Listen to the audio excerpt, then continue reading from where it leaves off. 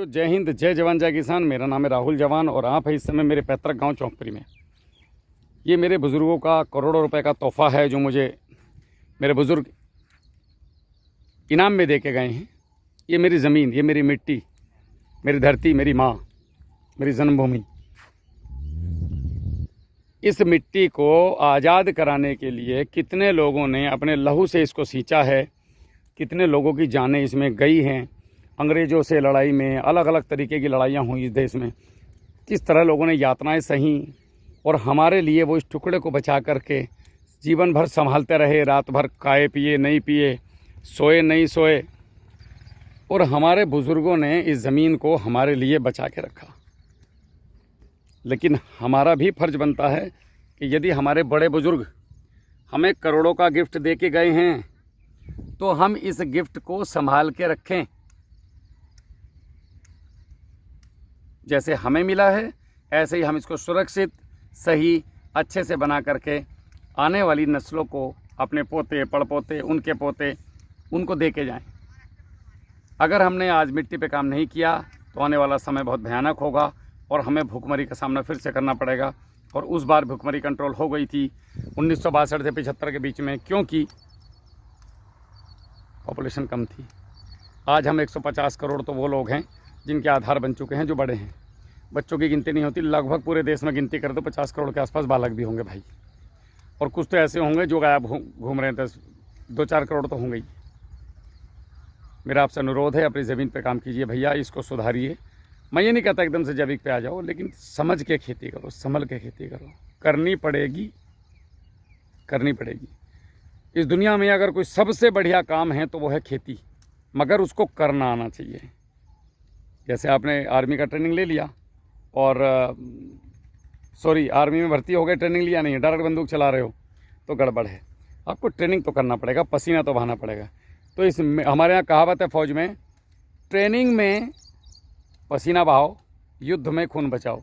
तो यदि आपने इस खेत के अंदर पसीना बहाया और इस मिट्टी के लिए काम किया तो ये धरती माँ इतनी ज़बरदस्त है, ये हमें वो दे के जाएगी जो आपने कभी सोचा भी नहीं था। मुझे दे रही है। मैंने कभी नहीं सोचा था जिंदगी में कि मैं बिना यूरिया DAP के या इतने से यूरिया DAP में काम कर सकता हूँ। सुपर रिजल्ट है, आप लोगों के सामने दिखाता हूँ हर बार। एक और आपको लापरवाही की वीडियो दिखाता हूँ। एक्चुअली ये मेरे खेत पे क्या है, देखो, मैं करता रहता हूँ प्रैक्टिकल, और करने भी चाहिए। मैं नहीं करूँगा तो मैं आप लोगों को कैसे बताऊँगा। नुकसान होगा मुझे होगा, नुकसान होगा नहीं बताऊँगा, नफ़ा होगा तो बताऊँगा। अभी मैं आपको एक चीज़ बताता हूँ। ये है मेरी एक सरसों, ये आपको दिख रही है। इसको मैं बहुत बढ़िया भी नहीं बोल सकता हूँ और बहुत घटिया भी नहीं बोल सकता हूँ। फसल कभी घटिया नहीं होती है, थोड़ी बहुत ऊपर नीचे होती है। दाने भी इसमें ठीक ठाक बने हैं और ये मुझे ठीक है, जितना भी दे के जाएगा वो इसकी मर्ज़ी बेचारे की, लेकिन इसने मेरा कुछ लिया भी नहीं है। किसान भाइयों, मैंने इसको ईमानदारी के साथ ट्रीट करके, और ये 250 ग्राम के आसपास बीज था, ये मैंने 1 बीघे ज़मीन में बखेर दिया। बखेरने के बाद हमने इसमें पानी नहीं दिया। ये गन्ने का खेत था मेरा, पत्ती जुतवा करके हमने इसमें, और ऐसे ही जो अहल थी उसी में ये बो दिया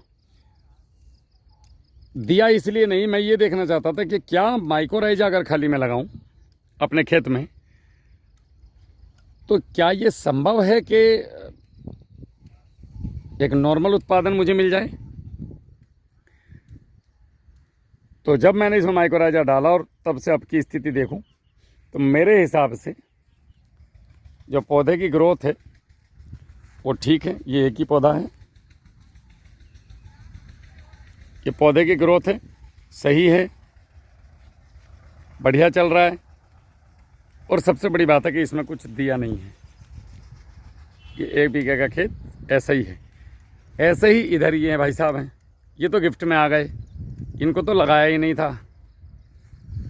ठीक है, लगाए थे ये वाले भाई साहब, पीले वाले आ गए। हाँ, आ गए ये भाई साहब गिफ्ट में हमारे पास, ये देखो। अब आ गए तो आ गए, अच्छी बात है, निकलेगा ही कुछ ना कुछ। हमने ये बेड पे लगाया था। अभी मैं दाने की स्थिति दिखा देता हूँ, अगर एक आध दाना फूट जाए मेरे से तो टूट जाए यार भाई यार।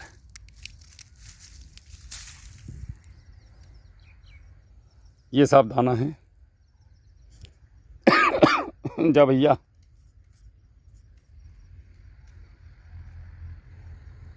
एकदम स्वस्थ, सुंदर।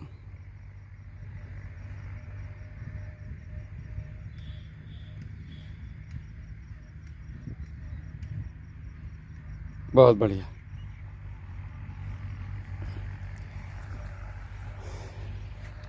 तो ये भैया बिना लागत की खेती मैंने करी इस बार।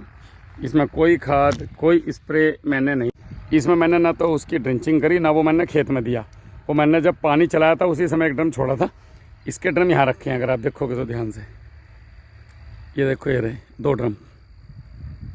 और अब भी आऊँगा कि शायद आप लोगों को ही करवाता हूँगा अपने खेत में। पता नहीं ये राहुल करे भी या नहीं, मैं आपको दिखाऊं। ये मैंने बाउंड्री पे बाजरा बो रखा है, देखो खेत की। बिना मतलब पूरा खेती क्यों घेरना है, बाउंड्री पे बो दो। ये जो ऐसा हो रहा है इस खेत में, इसकी जुताई कराऊंगा आराम से। लेकिन एक गड़बड़ होती है यार, ये बकरी वाले मेरे अनार के पेड़ खा गए। ये मैंने कुछ नई वैरायटी लाया था मैं कहीं से, तो ये 2-4 मैंने बो रखे हैं इधर गड्ढे बना के। मैं आपको दिखाता हूँ अभी। ये देखो,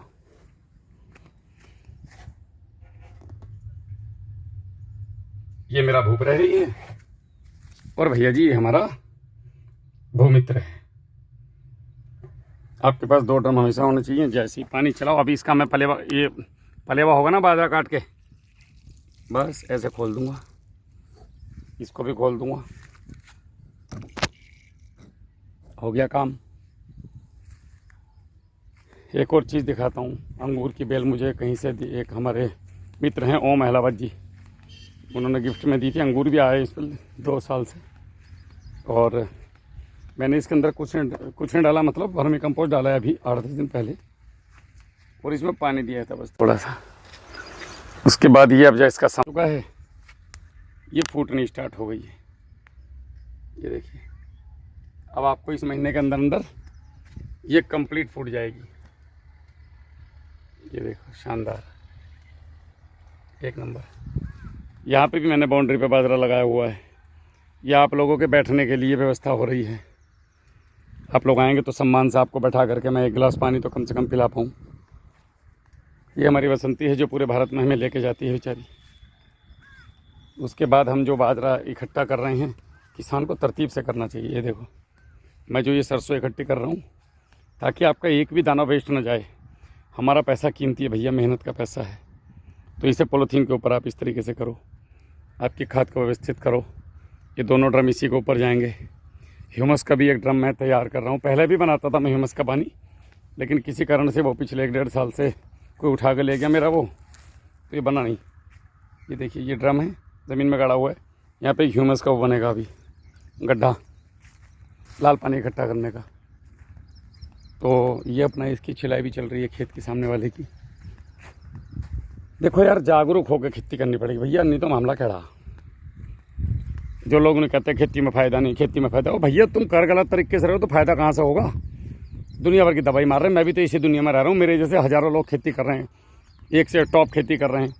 मुजफ्फरनगर का एक लड़का है रॉकी, आर्मी में है, लगभग 10-11 साल सर्विस है अभी। बहुत बढ़िया, ज़बरदस्त क्रिएटिव लड़का है, बहुत मेहनत करता है अपनी खेती में, फर्स्ट क्लास रेसिड्यू फार्मिंग कर रहा है, अच्छे रिजल्ट आ रहे हैं भाई। तो मैंने ये देखने का था कि इसमें लेटर निकलेगा कितना। यूँ 1 बीघा ज़मीन है। अब मैं आपको इसका वही बताऊंगा, जब भी निकलेगा ना बताऊंगा ज़रूर कि इसमें निकला कितना। जो इसमें गिफ्ट में जम गया इधर, कि इसमें एक दाना कीमती भैया, इसमें निकला कितना है।